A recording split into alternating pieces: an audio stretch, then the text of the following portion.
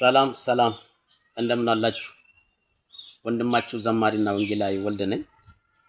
ዛሬም አንድ አዲስ ማሳሰቢያ ይዤላችሁ መጥቻለሁ። ባለፈው ስለ ሐሰተኛ አገልጋዮች ወይ ነቢያት ዙሪያ ላይ ቪዲዮ ሰርቼ ነበር።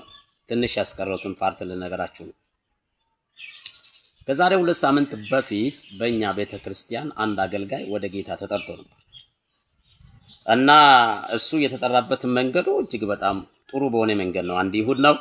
ማለዳ ተነስተው ውጭ ወጥቶ ፊት ታጥቦ ቤት ተመልሶ ነው ወደ ጌታ ሄዶ።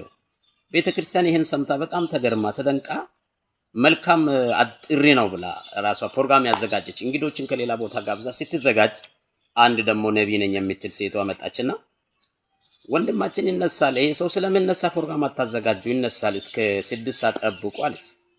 እንግዲህ እኛ ፕሮግራም ያዝነው 8 ሰዓት ስለሆነ መሃል ላይ ስለሆነ እስኪ 6 ሰዓት ላይ ከተነሳም እኛ ራሳችን ፕሮግራም እናደርጋለን ብለን ያካሄደን ያለን 6 ሰዓቱም አለፈም አልተነሳም። ፕሮግራሙ ተጀመረ። በጥሩ ሁኔታ ፕሮግራሙ ተካሄደ።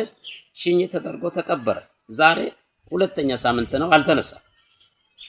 በጣም የገረመኝ ግን በሱ በለቅሶ ጊዜ አንደኛዋ ሰው ጋር ሰው መኖር አለበት ተነስቶ ሊሆን ይችላል ብላ ነበርና በጣም ያሳቀኝና እንደዚህ ብያለሁ።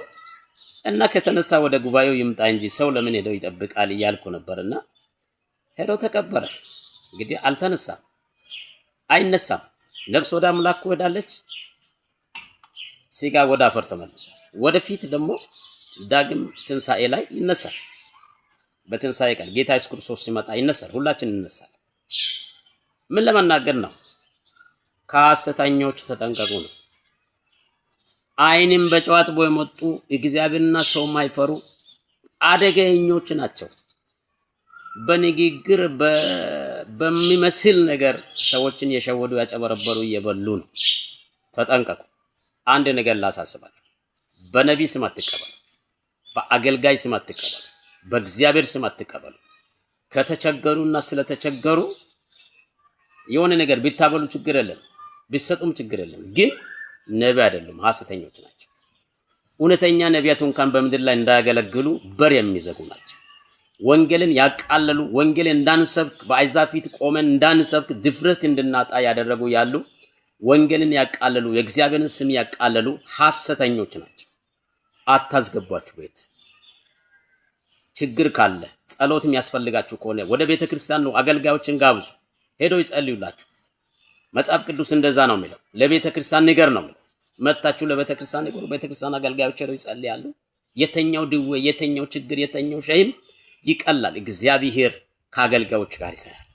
ግን ማንም ሳይልክ ተልኬያለሁ ብሎ ሰፈር ለሰፈር የሞሉ አጨበርባሪ ሐሰተኞችን ከኛ ጋር ሆናችሁ አውግዙ። ይህን ቻሌንጅ ተቀላቅላችሁ ባለፈው ጥሩ ኮሜንት፣ ጥሩ አስተያየት የሰጣችሁ አመሰግናለሁ። አሁንም ላይክ ሼር አድርጉ፣ ለብዙ ሰዎች አድርሱ። እንቃወም። ኢትዮጵያ ላይ ትልቅ እስከ ትንሽ ድረስ ከትንሽ እስከ ትልቅ ድረስ ህዝብን ያብላላ ያለ አንድ ሐሳብ አለ። እሱ ምንድነው? የሐሰተኞች ሐሰት ነው።